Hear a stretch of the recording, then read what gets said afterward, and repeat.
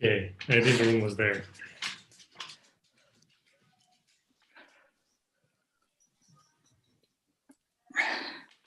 All right. Okay, so I think, can you change the name, Carlos? Although it's okay.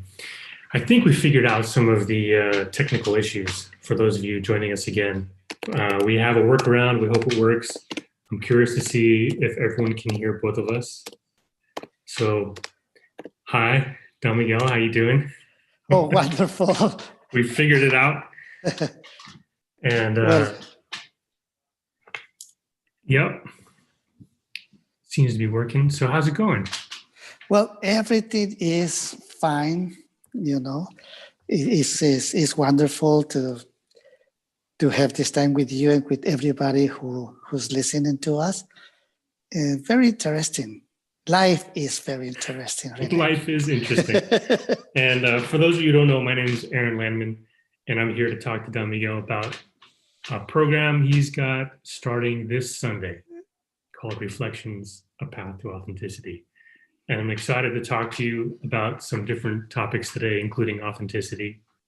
And you mentioned interesting, and you know what? Like 2020 was a very interesting year. And well, if we can see 2021 is start extremely interesting. It has. It's already off to an interesting start. Yes. And that's the thing is like the transition from one year to another, it's so symbolic because that transition allows us to sort of reflect on what worked and what didn't work and allows us to make new agreements in our lives.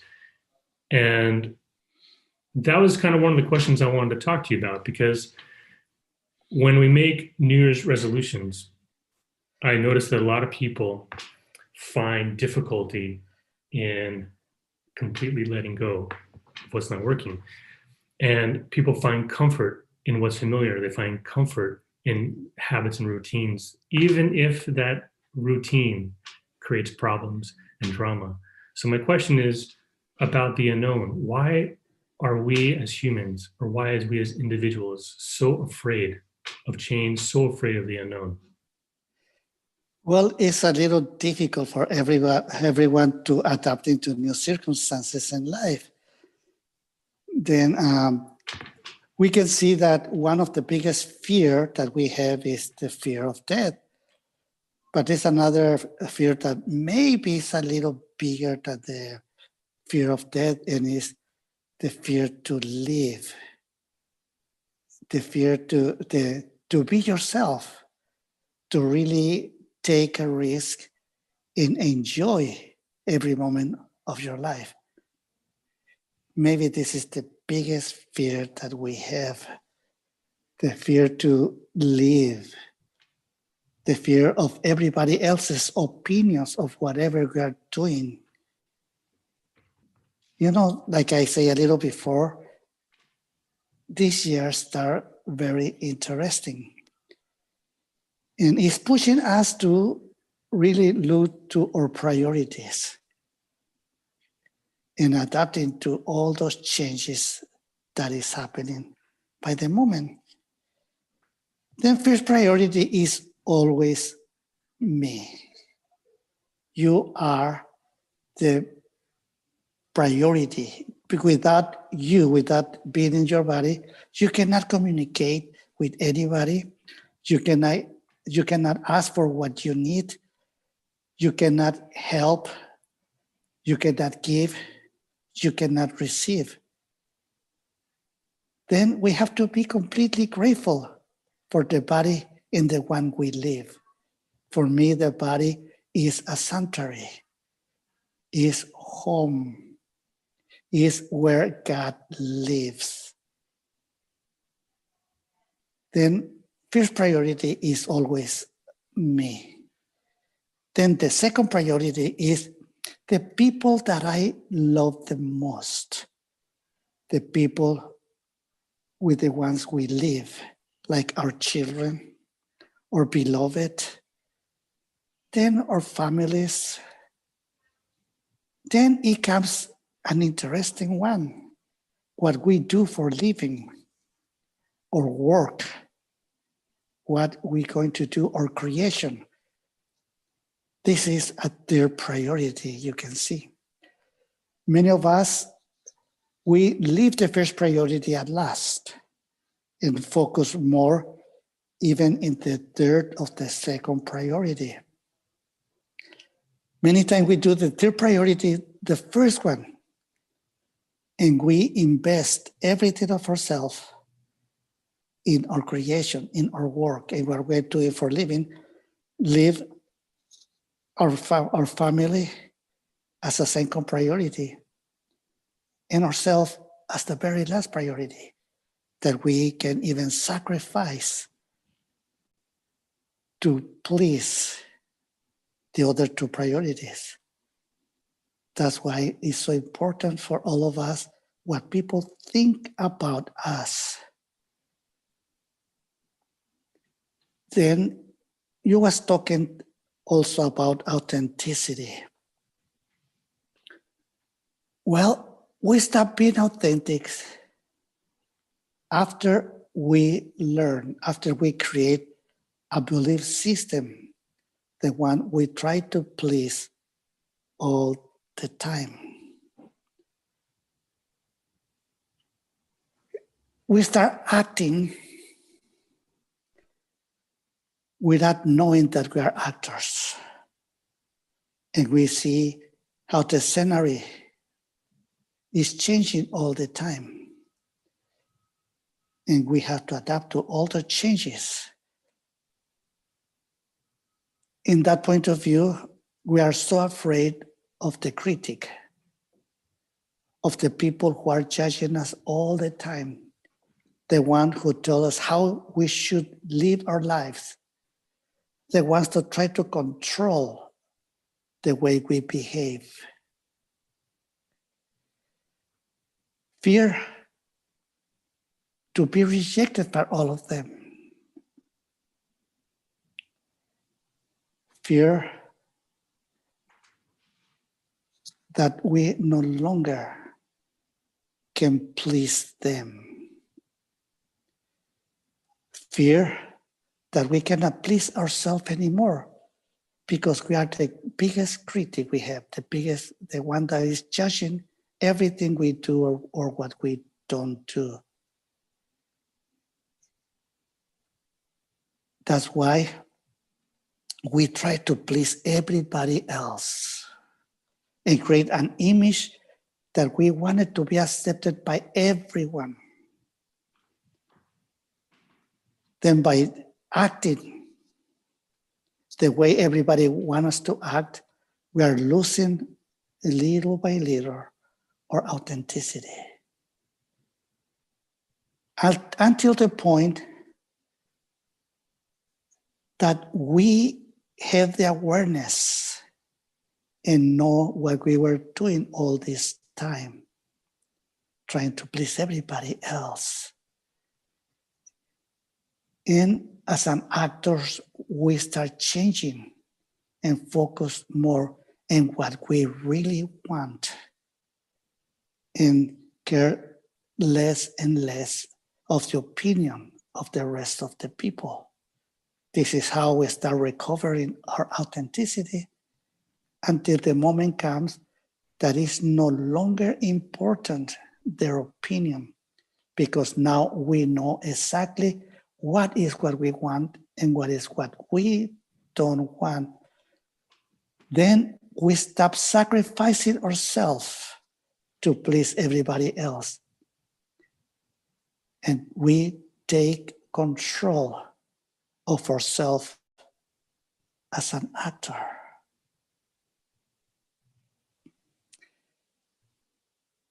I say it is interesting what is happening right now, as it was interesting what happened last year. Because all of a sudden, the scenery keeps changing. And we cannot control that. But what we can do is to adapt to the changes, even take advantage of that changes.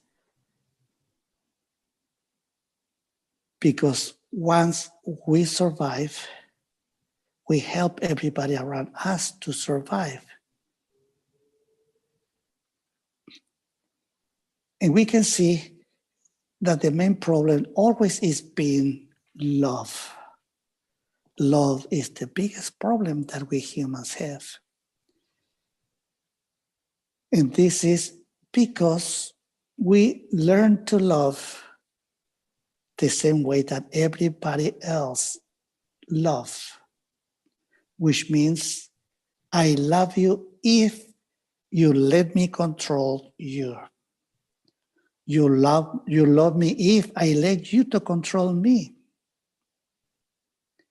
Then you can see that that love is conditional. And that's how we learn to love. The worst part is that we learn to love ourselves exactly the same way.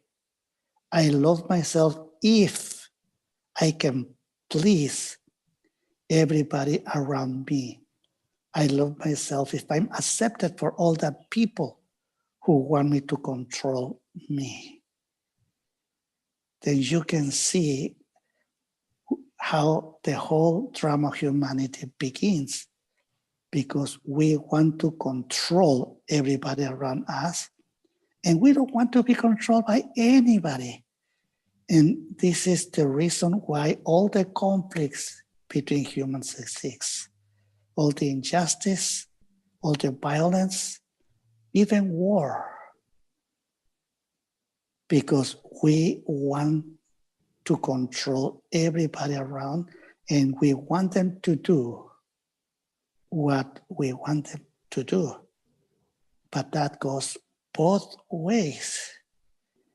Then I say it's interesting all that is happening, because we see all that in action. It looks like it's a big crisis in the entire planet Earth. Well, the big crisis is in humanity, because all that is caused by humans. And there's another thing that is also happening, the big pandemic around the world. But it's nature. In that pandemic, what it makes is that we all get together. And as humans, we try to solve the problem. Then all those natural disasters, they put humans together. And together, we can face whatever challenge life brings for us. But this is not really the problem. The problem is what is caused by humans, by trying to control others, because that divide humanity and bring the worst of us. It's not important to see reasons why we do that or not, because everybody always have a point of view, and we can respect everybody else's point of view. And yes, that affects everybody. And we can see life with that point of view, how humans follow other people's try to control peoples with power, we can say. And it's very interesting to see how everything is developed. It's like a huge soap opera that is you see from the outside. Well, it's very entertaining, but when you live in that, it's not that entertaining. There's a lot of fear, because we can say that we don't know what the future will bring to us. But we can kind of see what may happen by seeing the history of humanity, all the different places in different times, how all those crises come, grow, and solve by itself. But also we can see that the price to pay could be high. You know, like in the natural disasters, what happened with the hurricanes, earthquakes, different pandemics that exist before, that go to one point, and by the end, we adapt to whatever the pandemic brings. We have an equilibrium. But yes, while we got that equilibrium, many people die. But also in the conflicts that we humans create, we can see also that a lot of people die. When you see from the outside, and you're not really involved in that, you can see more or less whatever is going to happen. It's not a big secret, it's not a big deal, it's just how humanity is. Because we need to understand that humanity is only one being made by billions of humans. You know, like our physical body is made by millions, billions of cells, and every cell can live out of our body for whatever time. The same way, we are like the cells for humanity. Humanity is kind of new in this beautiful planet Earth. But we are really the same one. We are part of each other. Then we can see the evolution of humanity in different places around the world. The only difference is the language that we speak. The difference will be what we believe. But all the needs, all the communication will be very similar. Very, very similar. What changes is the mythology and the one we believe. Then really life is very interesting. When you know that you are not really your physical body, but you move your physical body, when you are the energy who give life to your physical body, then you will understand that at the point of view of life, at the point of view of energy, you cannot be destroyed. On the other hand, yes, your body will be destroyed sooner or later. It's matter.